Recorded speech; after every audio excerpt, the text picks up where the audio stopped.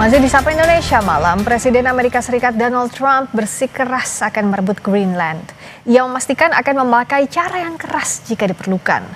Trump bilang Rusia dan China akan mengambil alih Greenland jika Amerika tidak melakukan sesuatu. Ia menambahkan, saat ini kapal perang dan kapal selam Rusia dan China tengah mengelilingi Greenland. Trump memastikan langkah sulit akan ditempuh sebab ia tak ingin kedua negara tersebut jadi tetangga Amerika Serikat. Setelah menyerang Venezuela, Trump juga memberi sinyal akan melakukan operasi ke Kolombia dan Kuba. We are going to do something on Greenland, whether they like it or not, because if we don't do it, Russia or China will take over Greenland, and we're not going to have Russia or China as a neighbor. I would like to make a deal, the easy way, but if we don't do it the easy way, we're going to do it the hard way. If you take a look outside of Greenland right now, there are Russian destroyers, there are Chinese destroyers and bigger, there are Russian submarines all over the place. Perdana Menteri Denmark menanggapi serius rencana Trump mengambil alih Greenland. Greenland dikenal memiliki cadangan mineral melimpah yang dapat dimanfaatkan untuk energi. Wilayah tersebut telah lama menjadi koloni Denmark sampai tahun 1959. Tahun 1979 Greenland memperoleh hak pemerintahan sendiri tetapi masih di bawah kerajaan Denmark. Perdana Menteri Denmark menegaskan jika Trump menyerang negara NATO sama saja mengakhiri keamanan sejak Perang Dunia Kedua. Så mener jeg, at man skal tage den amerikanske præsident alvorligt, når han siger, at han ønsker Grønland. Men jeg vil også gøre klart, at hvis USA vælger at angribe et andet NATO-land militært, så hører alting op. Altså inklusiv vores NATO og dermed den sikkerhed, som er blevet tilvejebragt siden afslutningen på 2. verdenskrig. Kita bahas rencana Presiden Amerika Serikat Donald Trump untuk merebut Greenland dan melakukan operasi militer ke Kolombia dan Kuba pasca serang Venezuela.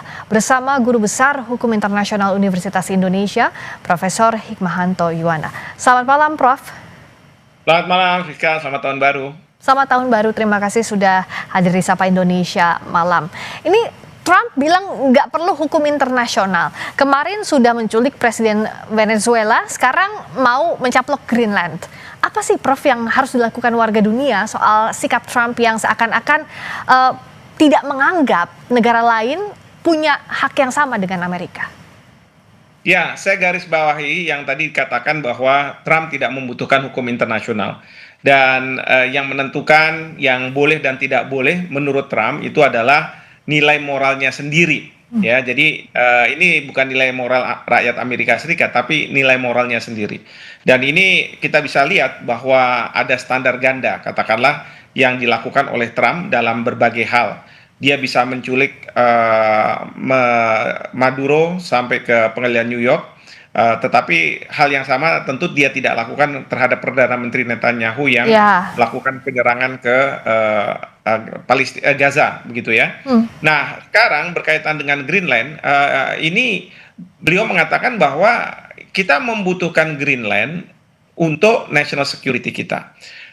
Membutuhkan Greenland karena menurut Trump bahwa Rusia ataupun China itu akan menguasai Greenland. Sehingga satu-satunya jalan bagi Amerika Serikat adalah menganeksasi, mencaplok, ya. Dan mencaploknya itu yang dia bilang easy way, bisa negosiasi, bahkan bisa juga dengan memberikan insentif uang kepada populasinya, menurut berita antara 10 sampai 100 ribu US dollar per orang, atau mungkin diserang, ya. Padahal kita tahu pada waktu katakanlah Timor, ya, itu kita katakanlah mereka berintegrasi tapi dituduh oleh banyak negara termasuk Amerika Serikat dianeksasi, wah, kita habis-habisan karena ini tidak sesuai dengan hukum internasional. Tapi kalau Trump yang menghendaki, dia bisa mengatakan saya nggak perlu validasi atau keabsahan dari hukum internasional. Itu dia. Karena yang penting adalah bagi dia Amerika itu negara adidaya yang mempunyai kekuatan militer yang katakanlah bisa menentukan apa yang dia mau tanpa harus memperhatikan hukum internasional. Nah, kalau ditanya apa yang kita bisa lakukan, tentu pada saat sekarang Cina dan Rusia sebagai penyeimbang, dia tidak mungkin akan berhadapan-hadapan secara langsung dengan Amerika Serikat, dengan Presiden Trump. Mereka tidak memilih hal itu, karena kalau misalnya mereka memilih opsi itu, maka bukannya tidak mungkin perang dunia ketiga itu semakin dekat, dan kalau misalnya itu terjadi dengan penggunaan nuklir, senjata nuklir, itu ya dunia akan segera kiamat. Nah, oleh karena itu sekarang ini yang dilakukan oleh Rusia ataupun Cina itu adalah menjadikan negara-negara yang sedang bermasalah dengan Amerika Serikat itu sebagai proksi. Nah, ini yang mereka akan bantu dengan senjata, bantu dengan berbagai hal, ya, terutama kalau di Meksiko, di Kolombia yang katanya Trump akan segera dilakukan nasib yang sama seperti Venezuela, mereka akan bantu itu. Nah, saya tidak tahu kalau Greenland sepertinya negara-negara Eropa yang akan berada di belakang Greenland, dan mereka sudah siap untuk mengakhiri fakta pertahanan NATO. Nah, itu dia. Karena ada Pakta Pertahanan Atlantik Utara atau North Atlantic Treaty Organization NATO, kalau Trump bisa mengganggu gugat Greenland, apakah ini bisa jadi sinyal amit-amit jangan sampai kejadian, tapi bisa memicu perang dunia ketiga dengan sikap yang egois dari Trump secara sepihak? Ya, secara konteks masyarakat internasional ini bisa menjadikan perang dunia ketiga, dan Inggris ataupun Prancis mungkin tidak setuju dengan apa yang dilakukan oleh Trump gitu ya, dan mereka tidak mau mendukung rencana Trump ini.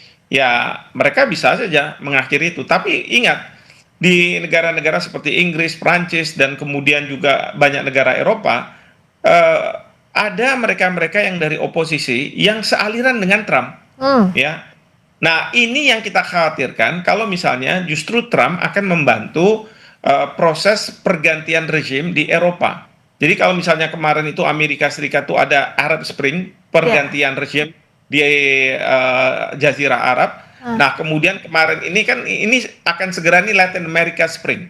Dan bukannya tidak mungkin European Spring ini. Jadi Trump atau Amerika Serikat melalui intelijennya, ya dia akan mencoba bagaimana caranya oposisi yang segaris dengan Trump untuk menjadi pemimpin di negara masing-masing, dan ini akan memuluskan Trump mengambil alih Greenland.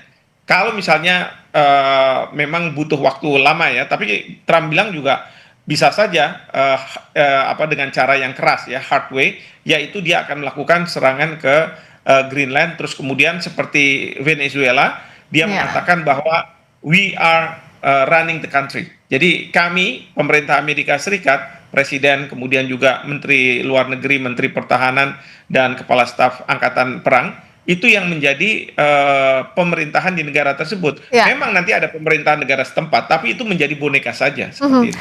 Prof, jadi siapa saja pihak yang bisa menghentikan Trump?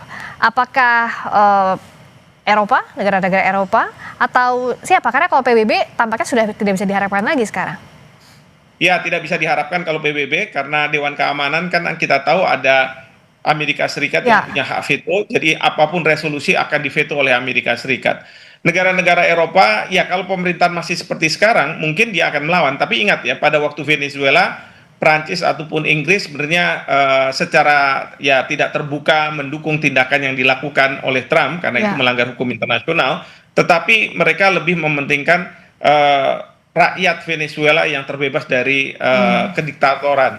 Nah, jadi sekarang ini mungkin saja negara-negara Eropa ini akan melawan Trump, tapi menurut saya mereka tidak memadai lah kalau mereka harus berhadapan dengan Amerika Serikat. Nah, kalau ditanya siapa yang bisa menghentikan Trump, sebenarnya ada dua, cuman pertama adalah Tuhan yang Maha Kuasa, dan yang kedua adalah rakyat Amerika Serikat sendiri.